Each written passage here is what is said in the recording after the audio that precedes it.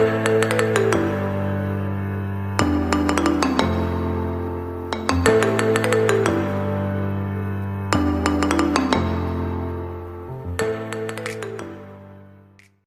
Everyone, this is RG. Welcome back to our YouTube channel. So basically chapter number चल रहा है 3 and हम पढ़ रहे हैं पीरियोडिक ट्रेंड्स।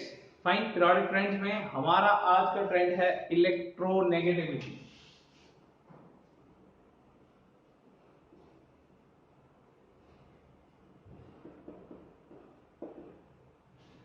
तीन पीरियोडिक ट्रेंड्स हम लोग खत्म कर चुके हैं, दैट इज एटॉमिक साइज यानी कि radius and ionization enthalpy along with electron gain enthalpy. Electron gain enthalpy में हम लोगों ने इलेक्ट्रॉन अफिनिटी के बारे में भी पढ़ा था। फाइन, बहुत ही ज्यादा सिंपल सा टॉपिक है electronegativity and this is our second last lecture. इसके बाद बड़े छोटे छोटे से ऑर्डर्स रहते हैं, पीरियोडिक ट्रेंड्स रहते हैं, वो हम बहुत ज्यादा आसानी से बहुत ज्यादा तेजी से खत्म कर लेंगे कल के लेक्चर में हमारे। This is our second last lecture for the periodic classification. Fine, बहुत ही इंटरेस्टिंग, बहुत ही छोटा सा चैप्टर था। समझते हैं इलेक्ट्रोनेगेटिविटी। यस, इलेक्ट्रोनेगेटिविटी होती है tendency to attract the shared pair of electron. Fine, पहले डेफिनेशन लिख लें फिर इसको समझेंगे। Tendency to attract the shared pair of electron is known as electronegativity. Fine, बड़ा ही सिंपल सा फंडा है। यहां कोई इलेक्ट्रॉन ना तो लेना है ना ही देना है, यहां सिर्फ टेंडेंसी टू अट्रैक्ट है, खींचने की ताकत। ठीक है ना, किसकी खींचने की क्षमता ज्यादा है उसकी इलेक्ट्रोनेगेटिविटी ज्यादा है। ठीक है ना। फाइन, जैसे बड़ा सिंपल सी बात है, हाइड्रोजन एंड क्लोरीन, इसने एक इलेक्ट्रॉन दिया, इसने एक इलेक्ट्रॉन दिया। देखो क्लोरीन के पास एक्चुअली में आउटरमोस्ट शेल में 7 इलेक्ट्रॉन्स होते हैं, पर इसने एक एक इलेक्ट्रॉन देके ये एक बॉन्ड बना दिया। ठीक है ना, जिससे हाइड्रोजन का डुप्लेट पूरा हो गया है, क्लोरीन का ऑक्टेट पूरा हो गया है। ठीक है ना, इन दोनों ने शेयरिंग करके एक एक इलेक्ट्रॉन का शेयरिंग करके अपने बीच एक बॉन्ड बना लिया है and we have got the compound HCl। Fine, हमने क्लास 10th में आप लोगों ने ये बात पढ़ी होगी कि इसे कोवलेंट बॉन्ड बोला जाता है। ठीक है ना। So it's a very simple task. H और Cl ने एक एक इलेक्ट्रॉन शेयर करके अपने बीच क्या बना लिया है, कोवलेंट बॉन्ड का फॉर्मेशन कर लिया। बिकॉज कोवलेंट बॉन्ड का मतलब क्या है, शेयरिंग ऑफ इलेक्ट्रॉन। ये जो बात है आपने 10th क्लास में पढ़ ली होगी। पर देखो अब ये जो दो इलेक्ट्रॉन्स हैं इस पे उतना ही हक हाइड्रोजन का है जितना हक क्लोरीन का है, बिकॉज दोनों ने एक एक इलेक्ट्रॉन शेयर किया है।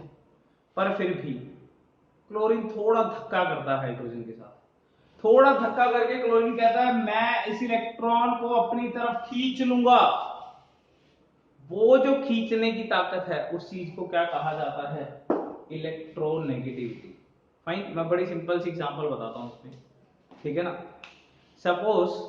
सपोज मैंने क्लास में एक काम दिया कि भाई आपको ये वाली 1000 रुपीज की एक बुक लेके ये केमिस्ट्री का होमवर्क करके लाना है। ठीक है ना।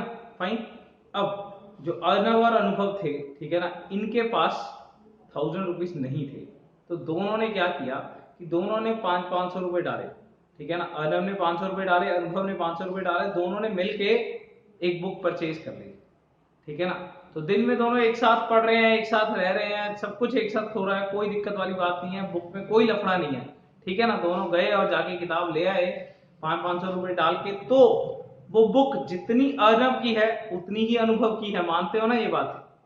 पर रात हुई और अर्णव बोला ये बुक मेरे घर पे रहेगी, यानी कि किसी एक बंदे ने उस बुक के ऊपर हक ज्यादा आजमाया। अब वो क्यों आजमाया, हो सकता है अर्णव का इसको खरीद के तो बाजार से मैं ही लाया था ना, माना दोनों ने 500 रुपए डाले पर खरीद के मैं लाया, या मेरे घर के पास में से खरीदी है तो मेरे पास रहेगी, या फिर सपोज उसका बिहेवियर ही कुछ ऐसा हो, उसका स्वभाव नेचर ऐसा हो कि वो बोले कि नहीं रात को तो बुक मेरे घर पे रहेगी, बोल दिया ना तेरे को। फाइन, तो दोनों में थोड़ा सा भी अगर फर्क है, दोनों में थोड़ा सा भी अगर फर्क है तो एक बंदा अपना हक जताने की कोशिश करेगा। देखिए बड़ी सिंपल सी बात है, अगर हाइड्रोजन और हाइड्रोजन के बीच में ये शेयरिंग हुई है, कोवेलेंट बॉन्ड तो यहां भी बनता है, तो दोनों में से कोई भी हक नहीं जताएगा। सपोज दो अर्नब होते तो वो तो दोनों भाई होते ना, तो अगर अर्नब के घर पे बुक रहेगी तो अर्नब 2 के घर पे भी तो है ना, क्योंकि वो तो दोनों भाई ही है, ठीक है ना, वो तो दोनों जुड़वा ही भाई है भाई, अगर उसके घर पे रहेगी तो उसके भी तो घर पे रहेगी। फाइन, यानी कि अगर दोनों ही हाइड्रोजन है तो इनके बीच में कोई खींच खिंचाव नहीं है कि ये इलेक्ट्रॉन हमारा है, मैं खींचूंगा या तुम खींचोगे। पर अगर ये दो एटम्स अलग अलग हैं तो इनमें से कोई एक बंदा ऐसा होगा, वो हम चेक कर लेंगे अभी कि कौन बंदा होगा, ठीक है ना। पर अगर दो एटम अलग अलग हैं और उन्होंने एक एक इलेक्ट्रॉन शेयर किया है तो उनके बीच में ये बात लड़ाई पक्का होनी तय है कि भाई माना दोनों ने एक एक शेयर किया है पर ये इलेक्ट्रॉन खींचूंगा मैं, ठीक है ना। तो खींचने की इस क्षमता को देखिए, शेयर्ड पेयर ऑफ इलेक्ट्रॉन, ये एक शेयर्ड पेयर ऑफ इलेक्ट्रॉन है। शेयर मतलब साझा किया हुआ है, जो शेयर कर रखा है, पेयर ऑफ इलेक्ट्रॉन मतलब दो इलेक्ट्रॉन। तो ये जो शेयर्ड पेयर ऑफ इलेक्ट्रॉन है, इसको खींचने की क्षमता या ताकत, इसको खींचने की ताकत को क्या कहा जाता है, इलेक्ट्रोनेगेटिविटी। क्लियर, जैसे यहां पे क्लोरीन की ये ज्यादा है, कोई दिक्कत, तो जो इलेक्ट्रॉन खींचता है उसके ऊपर क्या होता है, नेगेटिव चार्ज, एंड जो देता है उसके ऊपर क्या होता है, पॉजिटिव चार्ज। पर क्या ये पूरा इलेक्ट्रॉन दे रहा है, क्या ये पूरा इलेक्ट्रॉन ले रहा है, नहीं, इसलिए पूरा पॉजिटिव और पूरा नेगेटिव नहीं बनता, इसके कारण partial negative and partial positive बनता है। Hydrogen being the partial positive and and chlorine being the partial negative and.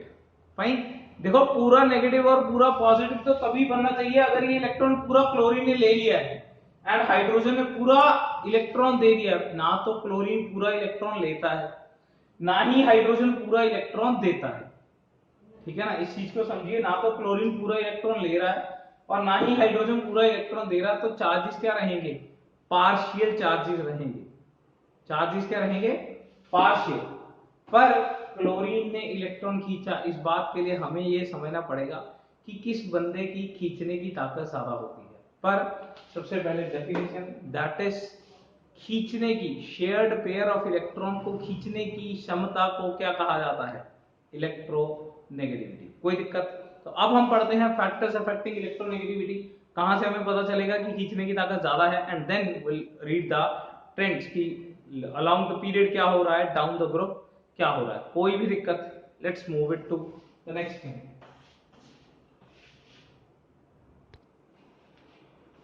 So next is factors affecting electronegativity. Fine, और हर बार की तरह सबसे पहला बंदा कौन है, साइज, ठीक है ना, एटॉमिक साइज। देखिए बड़ा सिंपल सा फैक्ट है, जितना बड़ा साइज होगा उसका न्यूक्लियस क्या इलेक्ट्रॉन को खींच पाएगा, नहीं खींच पाएगा। फाइन यार, ये फंडा बिल्कुल सेम ही है, हर बार की तरह सोचने वाली बात है। देखो है ना, हमें इलेक्ट्रॉन को खींचना है, वो अलग बात है, पहले एक सिंगल इलेक्ट्रॉन पड़ा था उसको लेना था, आज हमें एक शेयर्ड पेयर के इलेक्ट्रॉन को खींचना है, ठीक है ना। काम तो यार खींचने का ही करना है ना, और खींचने का काम करेगा कौन, न्यूक्लियस। अब एक बार तो आपका साइज छोटा है ना, और दूसरा एटम है जिसका साइज काफी बड़ा है, तो किसका न्यूक्लियस ज्यादा खींचेगा, डेफिनेटली जो छोटा है, ठीक है ना। तो बड़ा सिंपल सा फंडा है कि electronegativity is inversely related to atomic size. जितना ये छोटा होगा उतना ये ज्यादा। And second is effective nuclear charge. Fine, अब अगेन सिंपल सा फंडा यार, जितना न्यूक्लियस का इफेक्टिव न्यूक्लियर चार्ज ज्यादा होगा वो ज्यादा खींचेगा, ठीक है ना। तो electronegativity is directly proportional to effective nuclear charge. Fine, अब आ जाओ थर्ड। फाइन, तो ये थोड़ा सा ध्यान देने वाली चीज है, that is magnitude of charge on cation. देखिए M+1 है, M+2 है, M+3, ठीक है ना। अगर ऐसा कुछ दिया हुआ है आपको, जैसे कि Al+1, Al+2 या Al+3, अगर इनके बीच में बताना है कि किसकी इलेक्ट्रोनेगेटिविटी ज्यादा है, तो देखिए बड़ा सिंपल सा फंडा है, लेफ्ट से राइट, यानी कि ये कोई लेफ्ट से राइट पीरियड का लेफ्ट से राइट नहीं है, हाँ ये तो जस्ट जो मैंने लिखे हैं 3 एग्जांपल, उसी में लेफ्ट टू राइट बोल रहा हूं। अगर हम देखें +1, +2 और +3, क्या बात करी थी हमने, जैसे जैसे चार्ज बढ़ता है पॉजिटिव के ऊपर, साइज क्या होता है, छोटा, बिकॉज चार्ज बढ़ने का मतलब क्या है, इलेक्ट्रॉन दे रहा है, वो इलेक्ट्रॉन दे रहा है, न्यूक्लियस की पावर उतनी ही है, तो साइज क्या हो रहा है, छोटा। अल्टीमेटली यहाँ पे साइज क्या हो रहा है, डिक्रीजेस। एंड अगर साइज घट रहा है तो न्यूक्लियस ज्यादा खींच पाएगा, यानी कि इलेक्ट्रोनेगेटिविटी इंक्रीजेस। तो इसका मतलब क्या है, बड़ा सिंपल सा फंडा है, चार्ज बढ़ेगा तो इलेक्ट्रोनेगेटिविटी बढ़ेगी। तो ये डायरेक्टली प्रोपोर्शनल आ गया है। चार्ज किस पे, केटायन पे।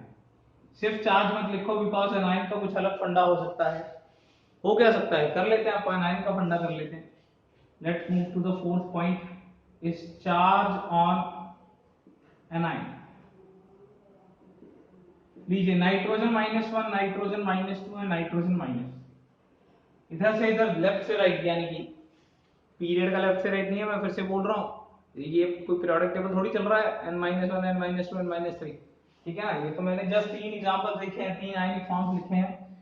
इधर जाते हुए साइज क्या हो रहा है, इंक्रीज, बिकॉज जैसे जैसे एक इलेक्ट्रॉन डाल रहे हैं, याद है ना क्या कराया था मैंने, एक इलेक्ट्रॉन डाला बड़ा, एक इलेक्ट्रॉन डाला और बड़ा हो गया, एक इलेक्ट्रॉन डाला और बड़ा हो गया, वैसा ही हो रहा है। ये नाइट्रोजन था, एक इलेक्ट्रॉन डाला बड़ा हो गया, एक इलेक्ट्रॉन और डाला बड़ा हो गया, तो जैसे जैसे इलेक्ट्रॉन्स डल रहे हैं साइज क्या हो रहा है, इंक्रीज हो रहा है। एंड अगर साइज इंक्रीज हो रहा है तो इलेक्ट्रोनेगेटिविटी क्या हो रही है, डिक्रीज, बिकॉज जितना बड़ा साइज होता जाएगा न्यूक्लियस खींच नहीं पाएगा। इसका मतलब चार्ज ऑन द एनाइन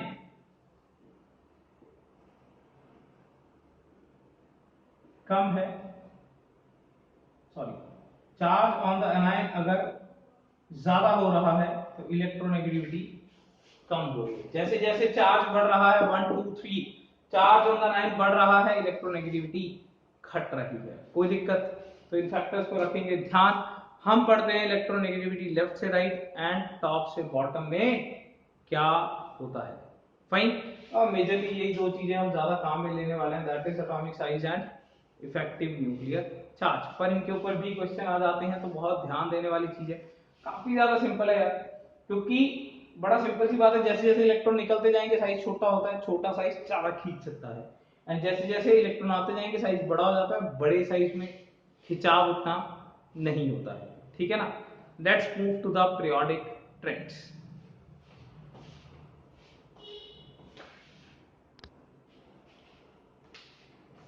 सो बात करते हैं पीरियोडिक ट्रेंड्स की, एंड सबसे पहले हमारे पास है across the period, fine. So across the period हम बना लेते हैं, lithium, beryllium, boron, carbon, nitrogen, oxygen, fluorine, neon. ये इस बंदे को तो भूल ही जाओ, क्योंकि ये बंदे ने तो बॉन्ड ही नहीं बनाना, जब बॉन्ड ही नहीं बनाएगा तो खींचेगा क्या। बड़ी सिंपल सी बात है।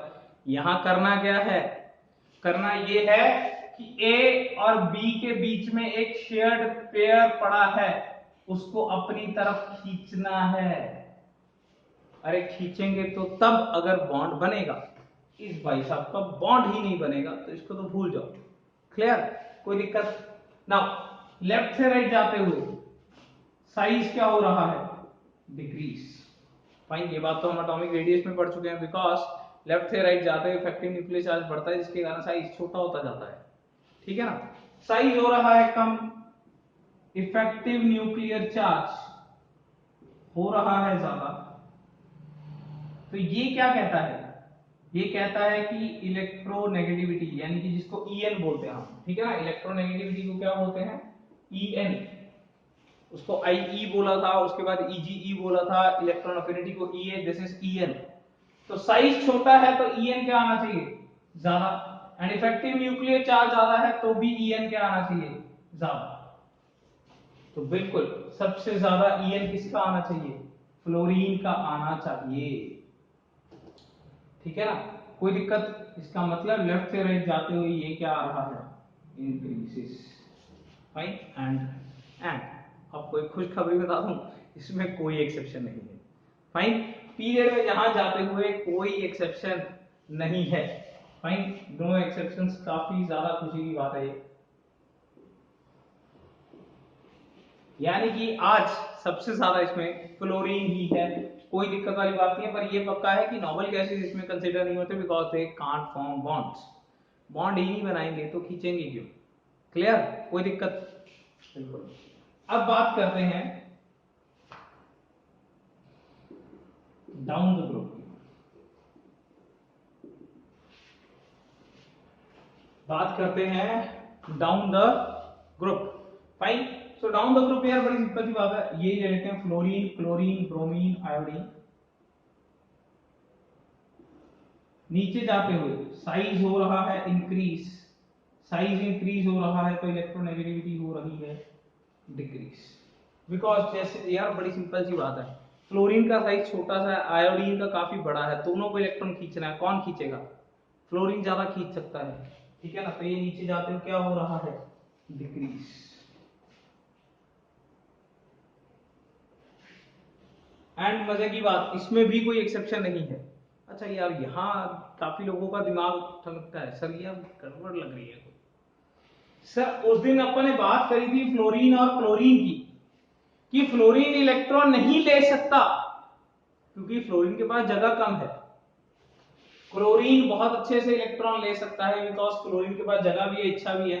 क्लोरीन के पास सिर्फ इच्छा है, जगह नहीं है, ठीक है ना। तो आज भी तो सर थोड़ी सी गड़बड़ होनी चाहिए, वो जो गड़बड़ इलेक्ट्रॉन गेन थेरेपी में हुई है, यानी कि इलेक्ट्रॉन अफिनिटी में हुई है, आज भी तो होनी चाहिए थोड़ी सी सर, ठीक है ना।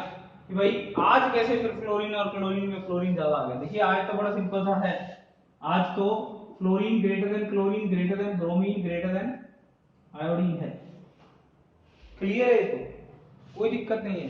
तो सर थोड़ी सी तो गड़बड़ चाहिए थी यहाँ पे, बिकॉज फ्लोरीन के पास खाली जगह ही नहीं है इलेक्ट्रॉन रखने के लिए। तो भाई बड़ा सिंपल सा फंडा है। आप जरा सोचिए, सोचिए जरा क्या टॉपिक पढ़ रहे हैं, इलेक्ट्रोनेगेटिविटी। डेफिनेशन याद करिए जरा, क्या डेफिनेशन है इसका, tendency to attract the shared pair of electron. Shared pair के, ये एक शेयर्ड पेयर पड़ा है, इसके इलेक्ट्रॉन को खींचना है, tendency to attract the shared pair of electron, shared pair के इलेक्ट्रॉन को खींचना है, लेना थोड़ी है यार, सिर्फ खींचना ही तो है।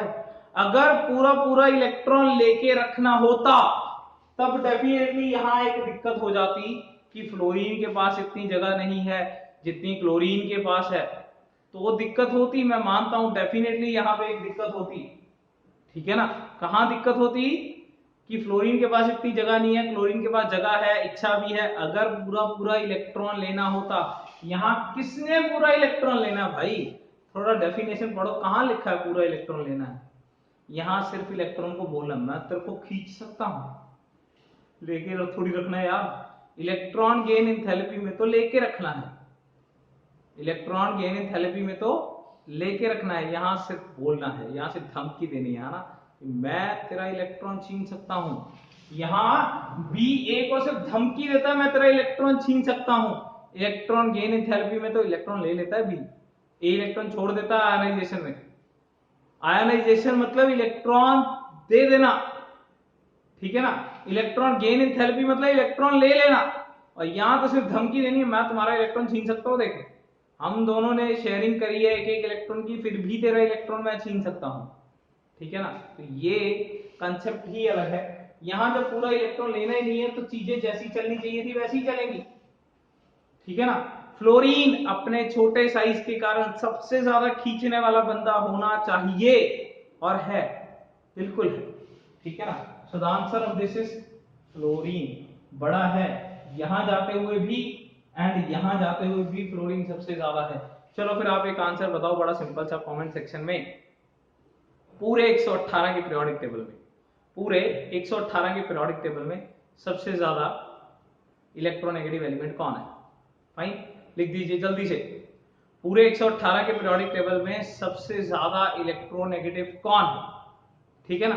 खैर इसके बिना मेरी गाड़ी नहीं चलेगी, इसलिए मैं बता ही देता हूं, ठीक है ना। तो हम यहाँ पे थोड़ा सा इसे कंप्लीट कर लेते हैं। ये हो चुका है इंक्रीज, नीचे जाते हुए हो चुका है डिक्रीज, ठीक है ना।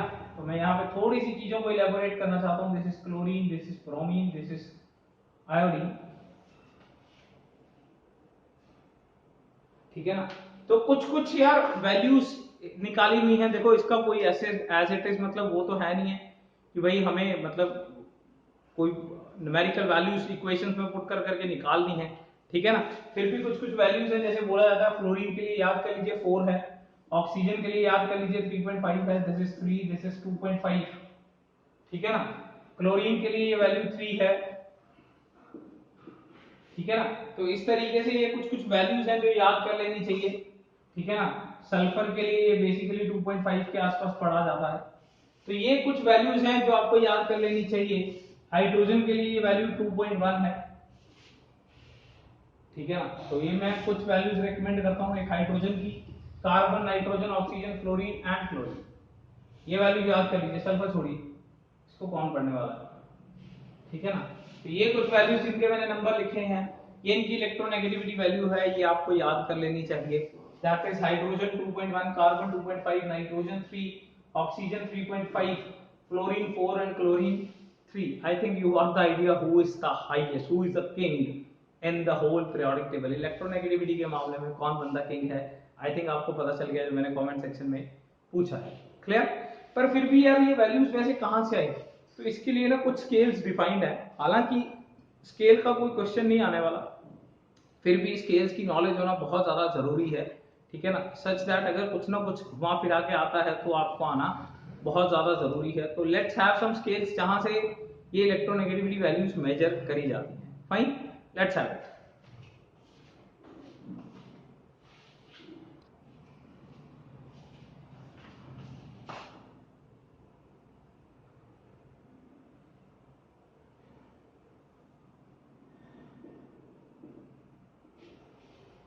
देखिए वैसे तो इलेक्ट्रोनेगेटिविटी को कैलकुलेट करने का कोई ऐसा as it is direct method नहीं है, पर फिर भी कुछ स्केल्स कुछ कुछ साइंटिस्टों ने एक्सप्लेन किए हैं जिनसे हम इलेक्ट्रोनेगेटिविटी का वैल्यू निकाल सकते हैं। Fine, so the very first is Pauling scale. The very first is Pauling scale. Fine, so बड़ा सिंपल सा फंडा है, फॉर्मूला याद करना है, नथिंग एल्स, ठीक है ना। सो दैट इज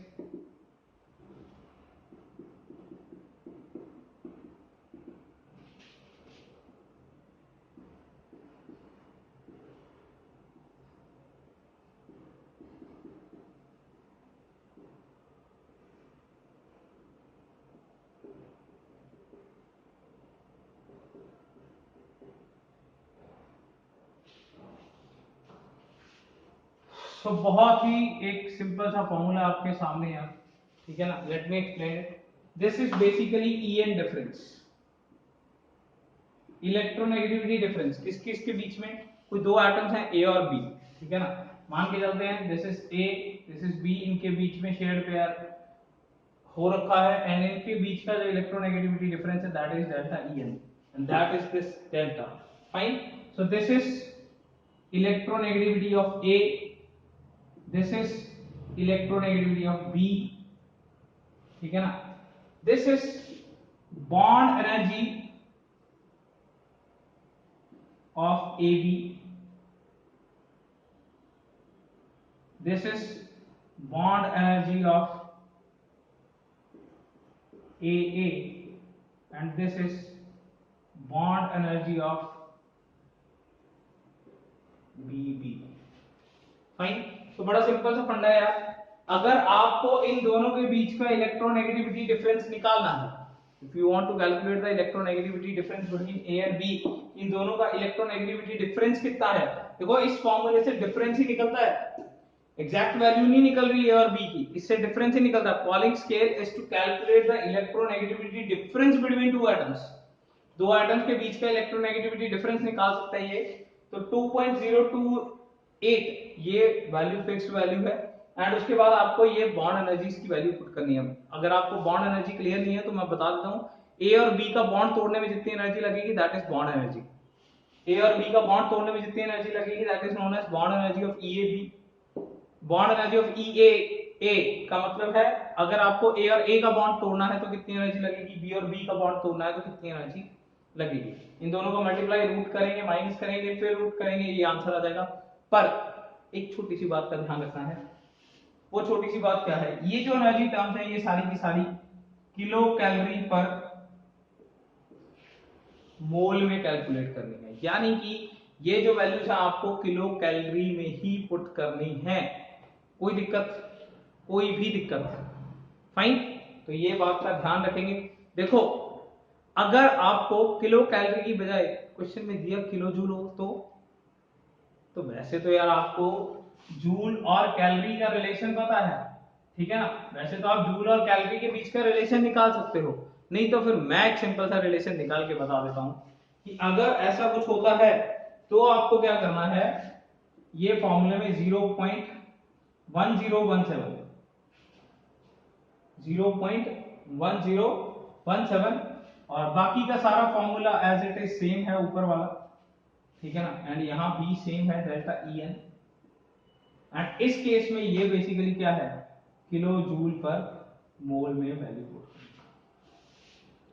ठीक है ना, जो किलो कैलोरी पर मोल में कैलकुलेट किया हुआ है वो इस केस में किस में पुट करना है, किलो जूल पर मोल में पुट करना है, तो ये आपके पास सॉल्व हो जाएगा। Otherwise if you don't want to do this particular thing, आप कोई भी एक याद करिए, फिर आप वो रिलेशन निकाल लीजिए। We all know that 1 calorie is equal to 4.184 joules, या तो फिर ये वाला लगा लीजिए, या 1 kilo calorie is equal to 4.184 kilo joule, fine. तो ये वाला फंडा लगाइए, सॉल्व करिए, आंसर आ जाएगा, कोई दिक्कत वाली बात ही नहीं है। नहीं तो फिर ये वाला भी यूज कर सकते हैं। This is all about polling scale. पर एक बात याद रखेंगे, पॉलिंग स्केल इलेक्ट्रोनेगेटिविटी डिफरेंस बताता है, किसी एक एटम की इलेक्ट्रोनेगेटिविटी नहीं बताता। अच्छा एक और बात बताता हूँ, इतना यार इतना कुछ याद करने की जरूरत नहीं है, this does not need to be memorized, है ना, थोड़ा सा देखा हुआ ना चाहिए, कहीं ना कहीं आता है तो क्लियर होनी चाहिए बातें, फाइन, वरना इतना कोई हार्ड एंड फास्ट रूल नहीं है इसको याद करने का। Let's do the second scale that is Mulliken scale.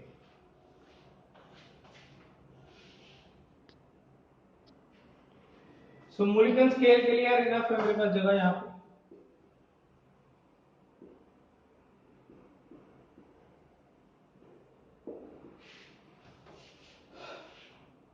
So Mulliken scale में अगर आप किसी भी एटम की इलेक्ट्रोनेगेटिविटी निकालना चाहते हो, मैंने M स्टैंड्स फॉर मोलिकन, ठीक है ना, मोलिकन के फॉर्मूले के अकॉर्डिंग अगर आप किसी भी एटम की इलेक्ट्रोनेगेटिविटी निकालना चाहते हो तो उसकी ionization enthalpy and electron affinity, ionization enthalpy and electron affinity को ऐड करिए एंड डिवाइड इट बाय 2,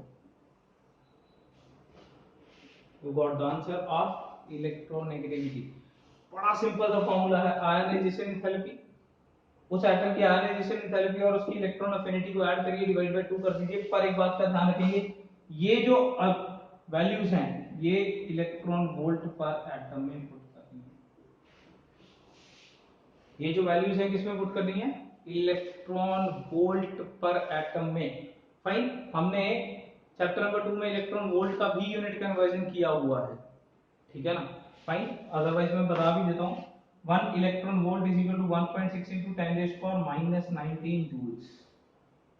तो अगर ये आपको जूल्स वगैरह में दिया हुआ तो इसको भी कन्वर्ट कर लीजिए भाई, ठीक है ना, फाइन। अगर आपको जूल्स वगैरह में दिया हुआ है तो इसको भी कन्वर्ट करने की जरूरत है, पर दिस फॉर्मूले में इलेक्ट्रॉन वोल्ट में आंसर पुट करिए, you will get the answer of Mulliken. अच्छा एक बात बताता हूं मैं, यहां से जो इलेक्ट्रोनेगेटिविटी वैल्यू आएगी, जो यहां से आएगी वो दोनों अलग अलग आएंगी, ठीक है ना, बिकॉज ये इसका अपना अलग स्केल है, अब इसका अपना अलग स्केल है। अच्छा, इसको मैं हमेशा इस तरीके से बताता होता हूँ कि क्या कभी तुम शूज लेने गए हो, ऑब्वियसली गए होगे, ठीक है ना, बहुत छोटे होते से। क्या तुमने कभी चेक किया है कि दो अलग अलग वैरायटी के शूज आते हैं, एक तो 8, 9, 10 नंबर के, एक एक अलग ही स्केलिंग चल रही है 43, 44, 45 के आसपास, ठीक है ना। उस स्केलिंग के हिसाब से 45 जो शूज होता है ना, वो इधर 10 नंबर का शूज होता है, ठीक है ना, और जो उधर 44 नंबर का शूज है, इधर 9 नंबर का शूज होता है। मतलब लफड़ा क्या चल रहा है यार, एक अलग ही स्केल है वो, ये एक अलग स्केल है। वैसे ही फॉलिंग एक अलग स्केल है, मुलिकन एक अलग स्केल है। दोनों का वैल्यू निकालने का स्केलिंग ही अलग अलग है, दोनों का वैल्यू निकालने का स्केलिंग अपना अलग अलग है। तो आप इनको यार सीधा नहीं कह सकते कि यहाँ जो ए का वैल्यू आ रहा है इलेक्ट्रोनेगेटिविटी का वही आएगा। दिस इज एम, यानी कि मुलिकन के अकॉर्डिंग आंसर है, this is according to Pauling. दोनों ने अपने अकॉर्डिंग स्केलिंग बता दी। हाँ, जैसे वहां 10 सबसे बड़ा है, वहां 45 सबसे बड़ा है, तो इन्होंने ये बता दिया। तो वैसे ही पॉलिंग के हिसाब से निकालेंगे तो जो भी वैल्यूज आएंगी वो फ्लोरीन की सबसे बड़ी आएगी, एंड इसमें मुलिकन में जो भी वैल्यू निकालेंगे वो भी फ्लोरीन के लिए ही सबसे बड़ी आएगी। ऑर्डर वही रहेंगे जो है, ऑर्डर वही रहेंगे जो है। ऑर्डर क्या है कि फ्लोरीन सबसे पहले नंबर पे है, ऑक्सीजन दूसरे नंबर पे है, नाइट्रोजन और क्लोरीन तीसरे नंबर पे है। ये इसी ऑर्डर में रहेगा, चाहे वो पॉलिंग का स्केल है चाहे वो मुलिकन का स्केल है। पर एक बात का याद रखेंगे, ये जो वैल्यूज होती हैं, ये जैसे हमने 4, 3.53 पढ़ी है, ठीक है ना, ये पॉलिंग के हिसाब से अलग वैल्यू है, मुलिकन के हिसाब से अलग वैल्यू है। कोई दिक्कत? फाइन। सो इतना यार ज्यादा टेंशन लेने वाली बात नहीं है, आपको सिर्फ फॉर्मूलाज दिखे हुए होने चाहिए, बिकॉज कहीं ना कहीं कुछ ना कुछ फंस जाता है यार, तो चीजें should be clear. Fine. So this is all about electronegativity. आपको सिर्फ ये बात याद रखनी है, लेफ्ट से राइट इंक्रीज, टॉप से बॉटम डिक्रीज, सबसे ज्यादा बंदा फ्लोरीन, इनकी values, and then the lecture is summed up. हम अपने अगले लेक्चर में इस चैप्टर का करेंगे भोग। फाइन, मिलते हैं अपने अगले लेक्चर में। टिल देन लगे रहिए, पढ़ते रहिए मैं आपके साथ।